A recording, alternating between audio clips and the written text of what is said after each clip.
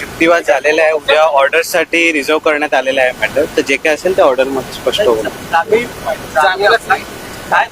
अटकपूर्व जामिनावरतीच उद्या detail order येईल. आपण ती कॉपी तुम्हाला देण्यात येईल ती आपण सर नेमका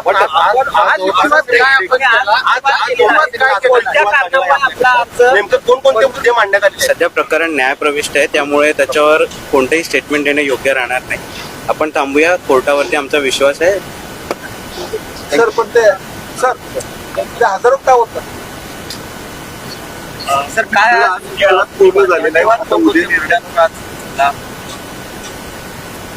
मुख्यतः या प्रकरणाला ऐतिहासिक किंवा सोशो लिगल असे वेगवेगळे अँगल्स आहेत. कायद्याचा दृष्टिकोन महत्त्वाचा आहेच आणि त्याच्यामध्ये खूप जुन्या केसेस आहेत ज्याच्यामध्ये हे एस्टॅब्लिश झालेलं आहे प्रेसिडेंट म्हणून, न्यायाचं तत्त्व म्हणून, की जेव्हा एखाद्या कॉन्व्हर्सेशनमध्ये कोणत्याही संवादामध्ये कोणी केलेल्या वक्तव्यामध्ये अशा प्रकारचा टोन असेल, अशा प्रकारचा उद्देश असेल की ज्याच्यामध्ये इतरांचा अपमानच करायचा आहे असा स्पष्ट उल्लेख आपल्याला दिसतो, असा स्पष्ट संदर्भ दिसतो, तेव्हा त्यांनी तो अपमान केलेलाच आहे असं प्रथमदर्शनी गृहीत धरणं आवश्यक आहे. या प्रकरणामध्ये आज आम्ही त्यांचं कॉन्व्हर्सेशन वाचून दाखवलं कोर्टामध्ये. बरंचसं कॉन्व्हर्सेशन हे प्रशांत कोरटकर यांनी अत्यंत वाईट आणि घाणेरड्या शिव्या दिलेलं असल्यामुळे ते वाचून दाखवलं नाही. ते न्यायाधीश वाचतील. परंतु या सगळ्या संदर्भामध्ये स्पष्टपणे प्रशांत कोरटकर यांना कोणत्याही प्रकारे चर्चा करायची नाही, आपले गैरसमज असतील ते सांगायचे नाही, किंवा इंद्रजित सावंत यांनी काही चुकीचं बोललेलं आहे त्याच्याबद्दल चर्चा करून शंका निरसन करून घ्यायचं नाही, पण केवळ आपलंच म्हणणं बरोबर आहे असं समजून एक ब्राह्मणवाद आणण्याचा प्रयत्न ते करत आहेत. ब्राह्मण आणि मराठा याच्यामध्ये नसलेलं एक भांडण उकरून काढण्याचा राजकीय संदर्भ सुद्धा या प्रकरणाला आहे, हे सुद्धा आम्ही सांगितलं. आणि प्रशांत कोरटकर सारखे व्यक्ती म्हणजे प्रवृत्ती आहे, त्यामुळे त्यांच्या विरुद्ध काही ही लढाई नाही. हे जामीनचा अर्ज हा महत्त्वाचा याच्यासाठी आहे की असे लोक, अशा प्रवृत्तीचे लोक, ते ब्राह्मणवादी असो किंवा ते कोणत्याही कट्टरवादी समाजाचे असो, ते असणं चुकीचं आहे. संविधानाच्या साठी ते धोकादायक आहे. आणि त्यामुळे प्रशांत कोरटकर यांचा कंडक्ट आपण पाहिलं, म्हणजे त्याला आपण म्हणतो वागणूक सगळी पाहिली, तर त्या वागणुकीतून हे दिसते की त्यांना कायद्याचा कोणताही आदर नाही. कायद्याच्या कचाट्यातून पळून जाण्याची त्यांची प्रवृत्ती आहे. त्यांनी मोबाईल जरी सबमिट केला असेल तरी सगळा डेटा फॉर्मॅट केलेला आहे. त्यांच्या वकिलांतर्फे जरी सांगण्यात आलं की CDR रिपोर्ट काढलेला होता, त्याच्यामुळे त्यांनी कॉल केलेला आहे स्पष्ट दिसते. परंतु आणखी काही गोष्टी मोबाईलमध्ये होत्या का या तपासण्यासाठी कोणताही वाव प्रशांत कोरटकर यांनी ठेवलेला नाही, कारण की ते शातीर बदमाशाप्रमाणे याच्यात वागलेले. आणि माझं तर म्हणणं आहे, मी कोर्टाच्या बाहेर सांगतो, मी कोर्टात सांगितलेलं नाही की काही अत्यंत वरिष्ठ पोलीस अधिकारी यांच्या संपर्कात ते आहेत. इथल्या सुद्धा वरिष्ठ पोलीस अधिकाऱ्यांच्या संपर्कात ते कोल्हापुरातले आहेत आणि त्यांच्या सांगण्यानुसार मोबाईलमधला डेटा इरेज करणं, सगळा मोबाईल साफ करून मग सबमिट करणं, अशा प्रकारचे कामं ते करत आहेत. जर त्यांचं सगळं खरं आहे, त्यांचा उद्देश चांगला होता, तर मग दुसरा मुद्दा महत्त्वाचा ठरतो की प्रशांत कोरटकर यांना एवढा राग कशाचा आला, एवढा राग कोणत्या व्हिडिओचा आला ज्याच्यामध्ये इंद्रजित सावंत यांनी एखादं ब्राह्मण द्वेषी वक्तव्य केलेलं आहे.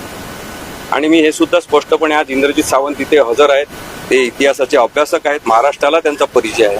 मी कोर्टासमोर त्यांच्या उपस्थितीत ते सांगितलेलं आहे की जर इंद्रजित सावंत यांनी कोणतंही वक्तव्य ब्राह्मण विरोधी, ब्राह्मण द्वेषी अशा प्रकारचं केलं असेल तर इंद्रजित सावंत हे माझे क्लायंट असले तरी त्यांच्यावर गुन्हा दाखल झाला पाहिजे. परंतु त्यांनी असं काही केलेलंच नाही. त्यामुळे ज्या आधारे प्रशांत कोरटकर यांना राग आला तो व्हिडिओ कोणता होता हे प्रशांत कोरटकर यांना अटक केल्याशिवाय तर कळणार नाही. प्रशांत कोरटकर कायद्याला कोणतेही सहकार्य करत नाही आणि त्यामुळे त्यांना जामीन मिळायला नको अशा प्रकारचा आज युक्तिवाद आम्ही केलेला आहे आणि उद्या यावर न्यायालय निर्णय देईल. टेक्नॉलॉजी तशाचाच वापर या ठिकाणी झाला असावा असं युक्तिवाद बोलत नाही. आणि दुसरे इंद्रजित सावंत यांना जातीय ते निर्माण करायचं होतं, त्यामुळे सोशल मीडियावर स्वतःहून केली आज देखील युक्तिवाद याकडे कसं पडतं? नाही बघा, सोशल मीडियावर जेव्हा त्यांचं कॉन्व्हर्सेशन रात्री 12 नंतर झालेलं आहे, आता साधारणतः एखादा अनोळखी माणूस दुसऱ्याला, अनोळखी व्यक्तीला रात्री 12 नंतर काही कॉल करत नाही. खूप अर्जंट असेल किंवा रक्त पाहिजे अशा रेअर गटाचा आहे पैसे ते तुमच्याचकडे आहे तुम्ही द्या म्हणून रात्री फोन करू शकतो एखाद्या. पण एवढ्या रात्री इंद्रजित सावंत त्यांना फोन करायची काय गरज आहे? आणि मग रात्री फोन करून शिव्या द्यायच्या, ब्राह्मण द्वेषी असल्याचं बोलायचं, मराठा समाजामध्ये ब्राह्मण समाजामध्ये तेढ निर्माण करायची. छत्रपती शिवाजी महाराज आणि छत्रपती संभाजी महाराज या महाराष्ट्राचे मालक आहेत, बॉस आहेत. आत्ताही वैचारिक वारसा आपण त्यांचा पाळतो आणि त्यांच्याबद्दल इतकं वाईट वक्तव्य करायचं की त्यांचे बायोलॉजिकल फादर कोण आहे हे शोधा वगैरे असं म्हणायचा हा थेट अपमान आहे छत्रपती शिवाजी महाराजांचा आणि संभाजी महाराजांचा. मग असं वक्तव्य रात्री केलं असेल आणि एक इतिहास तज्ज्ञ माणूस जो संवेदनशील असतो बरेचदा, जे इंद्रजित सावंत आहेत, महाराष्ट्राला त्यांची ओळख आहे, ते जर व्यथित होऊन झोपूच शकले नसतील रात्री 4 वाजेपर्यंत, मग त्यांना वाटलं असेल की पहाटे आता हा सगळा व्हिडिओ मी लोकांसमोर आणला पाहिजे की असा एक माणूस आहे वाईट प्रवृत्तीचा आणि त्यांनी ते सोशल मीडियावर टाकलं असेल. त्याच्यामध्ये गुन्हा नाही आहे. सोशल मीडियावर असं काहीतरी पोस्ट करणं हा गुन्हा आहे का? गुन्हा असेल तरी त्यांच्यावर अटक झाली पाहिजे, त्यांना कारवाई झाली पाहिजे, त्यांची गुन्हा नोंद झाला पाहिजे. पण तो गुन्हा नाही. आणि त्याच्यानंतर दुसऱ्या दिवशी त्यांनी पोलीस स्टेशनमध्ये तक्रार केलेली आहे. पण या सगळ्या युक्तिवादादरम्यान एक गंभीर आरोप मी न्यायालयासमोर केला आता देखील करताय की वरिष्ठ पोलीस अधिकारीच्या सांगण्यावरून प्रशांत कोरटकरने तो सगळा डाटा इरेज केलेला आहे. काय यामागचे? तेव्हा महाराष्ट्रातल्या महत्त्वाच्या IPS अधिकाऱ्यांची त्यांचे खूप जवळचे संबंध आहेत. त्यांच्या पोस्ट आपण आधीच्या पाहिल्या, त्यांनी सगळे इरेज केलेले होतं, कॅन्सल करणं हे सगळे धंदे जर त्यांचे असतील तर ही वेगळ्या प्रकारची जी समाजसेवा आहे त्याच्याबद्दलचा हिशोब झाला पाहिजे. आणि म्हणून मी तुम्हाला म्हणतोय की असे काही IPS अधिकारी आहेत महाराष्ट्रामध्ये जे अशा प्रकारच्या लोकांच्या संपर्कात आहेत. आणि प्रशांत कोरटकर यांच्या फोटोवरून, नाही तर प्रशांत कोरटकर यांचं कर्तृत्व काय असं की IPS अधिकाऱ्यांसोबत असं मांडीवर म्हणजे पायावर पाय ठेवून बसायचं, चहा पित असे फोटो काढायचे, हा उद्धटपणा आहे खरं म्हणजे. नादी लागलेले आहेत. कोल्हापूरमधील काही वरिष्ठ पोलीस अधिकारी त्याशी संबंधित आहेत. मुख्यमंत्री देवेंद्र फडणवीस हे ब्राह्मण समाजाचे आहेत, पण ते कधीही असं दाखवत नाही, असं म्हणत नाही की मी ब्राह्मण समाजाचा आहे मग ब्राह्मण समाजाचं राज्य आहे. म्हणजे एवढ्या मोठ्या पदावर असलेला एक माणूस आता असं कधी म्हणत नाही. याच्या आधी अनेक मराठा मुख्यमंत्री झाले, पण त्यांनी कधी असं म्हटलं नाही मी मराठा मुख्यमंत्री आहे मग मराठ्यांचं राज्य इथे आहे, असं कधी म्हटलं नाही. कारण की संविधानिक दृष्टिकोनातून ते सगळ्या राज्याचे पालक आहेत, ही भूमिका त्यांना माहिती आहे. पण आपण म्हणतो ना की चहापेक्षा किटली गरम.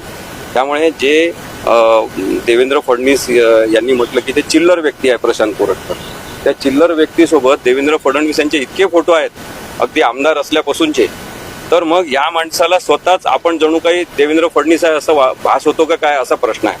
आणि त्यामुळे त्यांनी तसे वक्तव्य जे केलेले आहे ब्राह्मण समाजाचं राज्य आहे वगैरे ते अत्यंत चुकीचे आहे असं मला वाटते. देवेंद्र फडणवीस यांच्या प्रतिमेची हानी करणारे हे वक्तव्य आहे.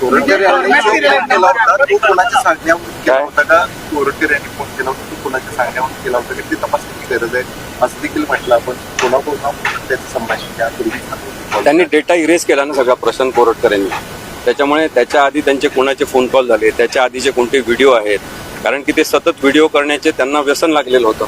मग ते सगळे व्हिडिओ जे आहेत ते आपल्याला बघायला मिळायला पाहिजे होते, पण त्यांनी सगळा डेटा इरेज केला. त्यामुळे पुरावा नष्ट करण्याचं कलम सुद्धा ॲडिशनल हे कोल्हापूर पोलिसांनी प्रशांत कोरटकर यांच्या विरुद्ध लावलं पाहिजे असं माझं स्पष्ट मत आहे. त्यामुळं जामीन मिळावा अशा प्रकारची भूमिका म्हणजे सहकार्य करू आधी तपासताना असं देखील त्यांचा युक्तिवाद केला आहे. नंतर आपण पाहतो की आपण एक सायटेशन दिलं, त्याच्यामध्ये कोणकोणते सायटेशनच्या आधारे आपण काम आहे. खूप जुने सायटेशन अगदी 1962 पासूनचे न्यायाचं तत्व हे नक्की केलेलं आहे सुप्रीम कोर्टाने आणि हायकोर्टाने.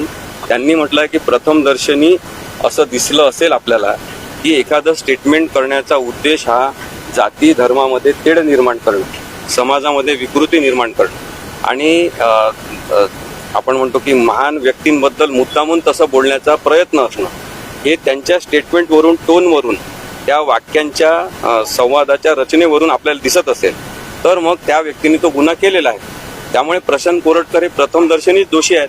त्यांना जर खरोखर पोलिसांना सहकार्य करायचं असेल तर त्यांनी अरेस्ट होणं हेच आता आवश्यक आहे. सरकार पक्षाकडे बाजू मांडली जाते फॉर्मॅट केल्याने त्याच्या अगोदर कॉल हो ते सरकार पक्षाकडून जी बाजू मांडली जाते ती योग्य पद्धतीने मांडली जाते. कारण मागच्या सुनावणीला अर्ज केला होता त्यांना अटक करायचा, तो अर्ज कोर्टाने IPC कलम अस्तित्वात असताना त्याच्या संदर्भात अशा प्रकारचा अर्ज केला होता, कोर्टाने ते अर्ज फेटाळला होता. नाही, काय आहे की नवीन जे कायदे आलेले आहेत तिन्ही पण म्हणजे IPC एव्हिडन्स आणि क्रिमिनल प्रोसिजर कोड हे चेंज केलेले आहे. खरं तर ते तशा प्रकारे चेंज करण्याची गरज नव्हती. त्याचे सगळेच नंबर चेंज केले, पोझिशनिंग चेंज केलं, सेक्शनचे नंबर चेंज केल्यामुळे वकिलांनाही नव्याने अभ्यास करावा लागत आहे. त्याच्यामुळे कदाचित गोंधळ झाला असेल. पण आता नवीन कायद्यामध्ये अशी प्रोव्हिजन नाही की आरोपीला न्यायालयासमोर हजर केलंच पाहिजे आणि त्यामुळे मागच्या वेळेसचा अर्ज हा रिजेक्ट झालेला आहे. आता जो प्रश्न तुम्ही विचारला की प्रशांत कोरटकर हे सातत्याने म्हणतात की माझा मोबाईल हॅक झाला होता, माझा मोबाईल हॅक झाला होता. खरं तर तारखा आपण पाहिल्या क्रोनॉलॉजी तर 1/2/2025 रोजी त्यांचा मोबाईल हॅक झाला होता असं त्यांचं म्हणणं आहे. मग त्यांनी पुढची पोस्ट जी केलेली आहे ती 19/2/2025 केलेली आहे. याचा अर्थ 19/2/25 त्यांचा सुरू झाला, आपण असं समजू शकतो हॅक झालेलं सगळं व्यवस्थित. त्यांनी स्वतः पोस्ट केली. एवढंच नाही तर त्यांनी मग हे यांच्यासोबत जे कॉन्व्हर्सेशन आहे ते 19 तारखेनंतरचं 25 तारखेचं आहे, 25 तारखेचं आहे. म्हणजे ते मोबाईल हॅक झालेल्या अवस्थेत नव्हता त्यांचा तेव्हा, ते स्वतः वापरत होते. हे प्रकरण झाल्यानंतर पुन्हा दाखवण्यासाठी महाराष्ट्रासमोर प्रशांत कोरटकर यांनी छत्रपती शिवाजी महाराजांच्या फोटोला आहार घालणं हे एखाद्या शातीर बदमाशाचं काम असतं. त्यामुळे ते त्यांना सांगण्यावरून कोणाच तरी त्यांनी केलेलं आहे. पण आपण एकदा पाप केलं, चुकीचं काम केलं, ते अशा नाटकीपणामुळे दूर निघत नाही. महाराष्ट्र आता प्रशांत कोरटकर यांच्या अटकेची वाट बघत आहे. माझा प्रश्न होता, सहित केली होती हा, इंस्टाग्रामवर त्यांनी स्वतःच्या इमेज सहित पोस्ट केली होती. हो, स्वतःच्या इमेज पण पोस्ट केल्या होत्या. त्यामुळे त्यांनी त्याचा स्वतःचा मोबाईल वापरलेलाच आहे. तर माझा प्रश्न होता, सरकारी पक्ष योग्य पद्धतीने युक्तिवाद करते का? कारण वकील म्हणतात अशा नाही, त्यांनी ती मागणी केली असं नाही. त्यांनी तो अर्ज करणार होते ते, पण त्यांनी केला नाही. कारण की प्रत्येकावर शंका घेणं योग्य नाही हे देसाई साहेबांनी मला फोनवर बोलताना सांगितलं. त्यामुळे काही लोकांचा आग्रह होता, परंतु त्यांनी तो केलेला अर्ज मागे घेतला. आणि ॲडव्होकेट शुक्ल जे DGP आहेत त्यांनी अत्यंत चांगल्या पद्धतीने युक्तिवाद केलेला आहे. मला असं वाटत नाही की छत्रपती शिवाजी महाराज, छत्रपती संभाजी महाराज यांचा विषय येतो तेव्हा लोक काहीतरी चुकीच्या पद्धतीने युक्तिवाद करतात, जातीयवादी होतात असं मला मुळीच वाटत नाही.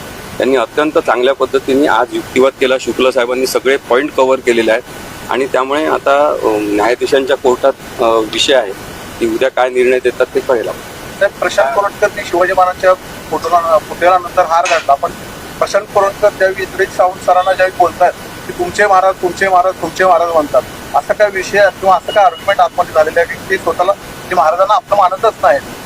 ते मी वाचून दाखवलं त्यांना. आता ते तुमचे महाराज हा शब्द त्या पद्धतीने एम्फसिस मी केला नसेल, तो खरं तर करायला पाहिजे होता.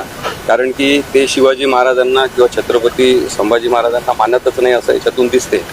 पण प्रशांत कोरटकर जसं मी म्हटलं प्रवृत्ती आहे, त्यामुळे सगळ्या प्रकारचे ब्राह्मण असेच म्हणतात असं नाही.